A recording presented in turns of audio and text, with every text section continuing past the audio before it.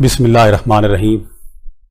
आज का हमारा टॉपिक स्टेटमेंट ऑफ अक्यूज़ है और स्टेटमेंट ऑफ अक्यूज़ CRPC 342 के तहत, और इसमें एक स्टेटमेंट अगर मुल्ज़िम ऑप्ट करे कि मेरे ख़िलाफ़ जो चार्जेस लगाए गए हैं उनको डिसप्रूव करने के लिए मैं अपने तौर पे ख़ुद बतौर गवाह भी पेश होना चाहता हूँ, तो वो 340(2) में प्रोवाइड किया गया है।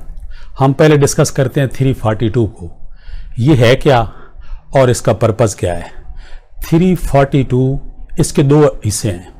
फर्स्ट पार्ट ये है कि जो भी अदालत ट्रायल कर रही है या मुकदमे की समाअत कर रही है, वो प्रीवियस वार्निंग के बगैर, प्रीवियस नोटिस के बगैर किसी भी स्टेज पर किसी भी मुल्ज़िम से किसी भी एम्बिग्युइटी या क्वेश्चन को वो पूछ सकती है, और उसके लिए कोई पाबंदी नहीं है कि किस स्टेज पे पूछे। लेकिन ये मैंडेटरी नहीं है, ये ऑप्शनल है। कोर्ट का अपना ये रोल है कि वो अगर किसी एम्बिग्युइटी को समझती है कि वो उस मुल्ज़िम से पूछना है तो वो किसी स्टेज पे भी पूछ सकती है। लेकिन ये 342 पार्ट 1 के अलावा 161 कानून शहादत में भी प्रोवाइड किया गया है। अब इसका सेकंड पार्ट है। सेकंड पार्ट क्या है? वो ये है कि अगर प्रोसिक्यूशन अपनी एविडेंस जब क्लोज कर लेता है तो at the end of close of prosecution मुल्ज़िम से कुछ सवालात पूछे जाते हैं। वो सवालात क्या होते हैं? वो ये होते हैं कि जो मुद्दई prosecution during course of examination, chief examination, cross examination, prosecution जो भी एविडेंस प्रोवाइड करता है, वो सारी एविडेंस इन पीस मेल उस पर पुट की जाती है और उससे उनके जवाबात लिए जाते हैं। हाँ, अगर मुल्ज़िम कोई जवाब गलत दे दे या जवाब ना दे तो इसमें कोई पनिश उसको नहीं किया जा सकता। हाँ, अलबत्ता उसके खिलाफ इन्फ्रेंस अदालत ड्रा कर सकती है। ये 342(2) की जो स्टेटमेंट है, 342 की जो स्टेटमेंट है, ये क्रॉस एग्जामिन नहीं होगी, ऑन ओथ नहीं होगी, और ये क्वेश्चन आंसर की शक्ल में होगी। और इसके बाद इसमें क्या है कि क्वेश्चन आंसर कंप्लीट होने के बाद मुल्ज़िम के थंब इम्प्रेशन लिया जाएगा और जज इंडोर्स करेगा। इसके लिए जो प्रोविजन प्रोवाइड की गई है 364 CRPC की, 364 CRPC की जो प्रोविजन है उसकी रिक्वायरमेंट मुकम्मल पूरी की जाएगी। अब इसको देखते हैं कि इसमें क्वेश्चन क्या है और उनमें रेलिवेंट लॉ क्या है। क्वेश्चन, पहला क्वेश्चन जो है वो किसी भी मुल्ज़िम पे ये पुट किया जाता है। आप समझते हैं कि have you heard and understood the prosecution evidence recorded in your presence, तो वो कहते हैं हाँ मेरी मौजूदगी में लिखी गई है, यस किया जाता है। अब ये क्वेश्चन हम अगर देखें, इसको तलाश करें, तो ये CRPC कौन सी प्रोविजन इसको डील करती है? ये 353 डील करती है, जिसमें ये प्रोवाइड किया गया है कि in absence of accused prosecution evidence record नहीं की जाएगी।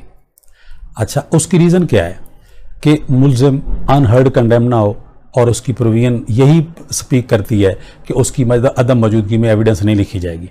लेकिन कब लिखी जाएगी? ये एविडेंस उनकी अदम मौजूदगी में भी लिखी जाती है जब किसी भी अक्यूज़ को उसकी पर्सनल अपीयरेंस मजिस्ट्रियल ट्रायल में 205 के तहत और सेशन ट्रायल में 540A के तहत अगर वो एग्जेम्प्ट कर दी गई हो, तो इन एब्सेंस भी in the presence of pleader वो एविडेंस लिखी जा सकती है। अब ये देखना ये है कि जब इन एब्सेंस ऑफ अक्यूज जब एविडेंस लिखी जा सकती है, तो फिर प्लीडर, तो 342 की स्टेटमेंट में प्लीडर भी अगर एविडेंस एग्जेम्प्ट की गई हो तो क्वेश्चन आंसर दे सकता है। बाकी इसके बाद जो क्वेश्चन शुरू होता है वो एविडेंस पुट की जाती है कि फ़र्ज कर लें असलम या अकरम ने कोई ऑफेंस किया है, तो किस वक्त, कहाँ, किस टाइम उसने किया है, वो पूरा क्वेश्चन पुट किया जाएगा, और फिर उसके बाद उस सर्कमस्टांस का उससे जवाब लिया जाएगा। फिर उसके बाद इसी तरह है कि फ़र्ज कर लें अगर मोटिव है, अब्सकॉन्डेंस है, कोई फैक्ट है, कोई सर्कमस्टांस है, कोई अकलर एविडेंस है, कोई मेडिकल एविडेंस है, कोई रिकवरी की एविडेंस है, ये सारी एविडेंसेस इन पीस मेल उस पर पुट करके मुल्ज़िम से उनके जवाबात हासिल किए जाएंगे। हाँ, इसके बाद दो क्वेश्चन और हैं जो मैंडेटरी भी हैं और अहम भी हैं। नंबर एक कि मुल्ज़िम का ये राइट है कि अपने खिलाफ लगाए गए इल्ज़ामात के लिए वो इन डिस्प्रूव ऑफ दोस एलिगेशन वो बतौर गवाह भी पेश हो सकता है। तो उससे ये पूछा जाएगा कि whether he will appear as a witness in disproof of allegation level against him under section 340 subsection 2। अगर वो ऑप्ट करता है यस, तो फिर ये उसकी स्टेटमेंट लिखी जाएगी। और इसके बाद आखिरी सवाल एक और है कि would you produce defence evidence या एड्यूस डिफेंस एविडेंस। अगर वो यस करता है तो ये भी लिखी जाएगी। अब ये दोनों एविडेंस जो प्रोड्यूस करने का ऑप्शन है, ये 265 F4 में दिया गया है CRPC में, कि एविडेंस कोई दे सकता है, वो दे सकता है। अब ये देखना ये है कि मुल्जिम जो एविडेंस देगा वो इसमें रिटन शक्ल में भी दी जा सकती है, और फिर इसके अलावा क्वेश्चन आंसर की शक्ल में भी है। अब यहां तक हम 1 मिनट के लिए देखते हैं कि 342 तो पूरा हो गया। अब 340(2) क्या है? 340(2) मुल्जिम अपनी एविडेंस फर्स्ट ऑफ ऑल तो ऑन ओथ करवाएगा, सेकंड उसको क्रॉस एग्जामिन किया जाएगा, थर्ड ये है कि वो in the shape of 356, 355 CRPC वो तहरीर की जाएगी, जैसे मजिस्ट्रेट के रूबरू प्रोसिक्यूशन की एविडेंस लिखी जाती है।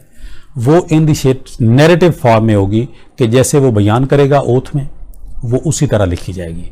इसको क्रॉस एग्जामिन का क्या तरीकाकार होगा कि उसी तरह होगा जिस तरह प्रोसिक्यूशन की एविडेंस को मुल्जिम क्रॉस एग्जामिन करता है, इसी तरह जैसे एडवर्स पार्टी क्रॉस एग्जामिन करती है, तो फिर प्रोसिक्यूशन को राइट होगा कि मुल्जिम को 340(2) के तहत उसको क्रॉस एग्जामिन करें।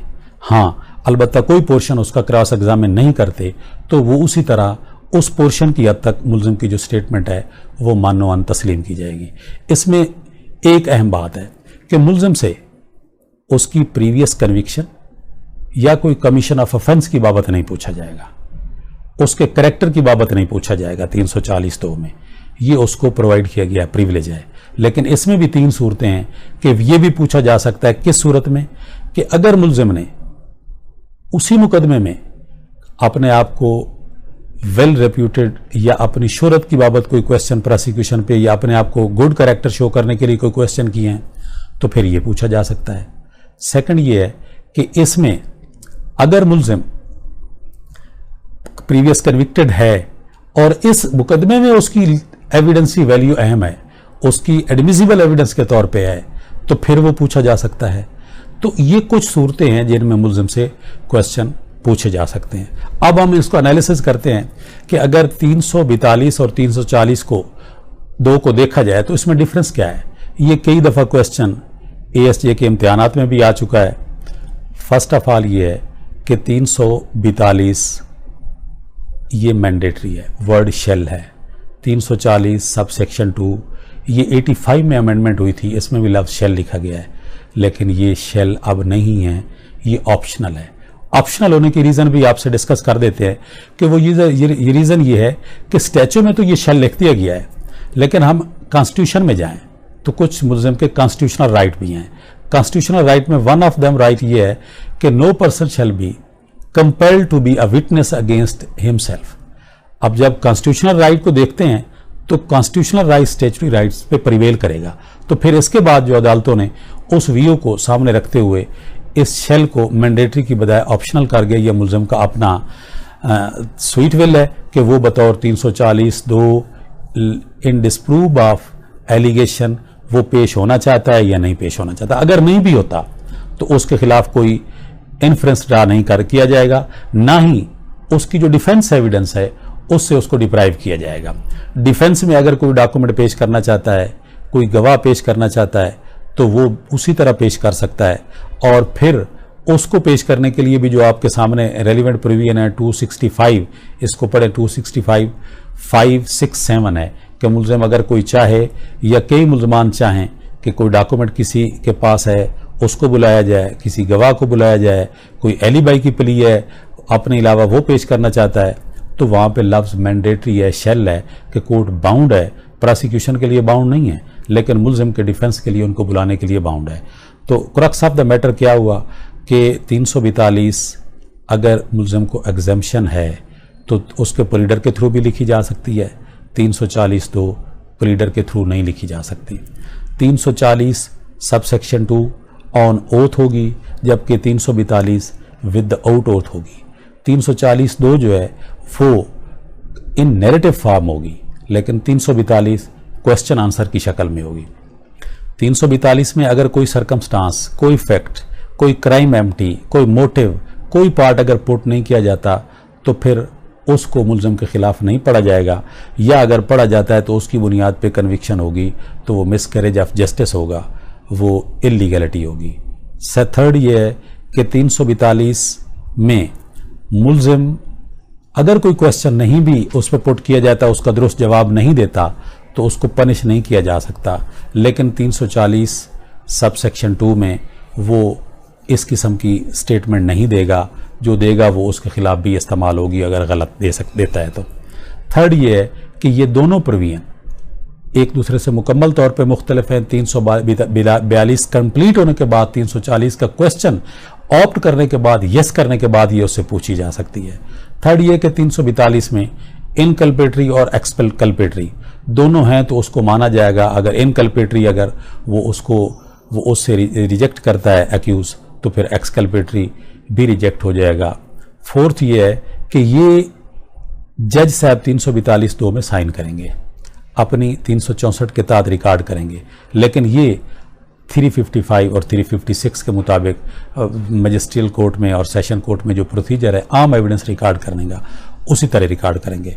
तो I think this is sufficient for today.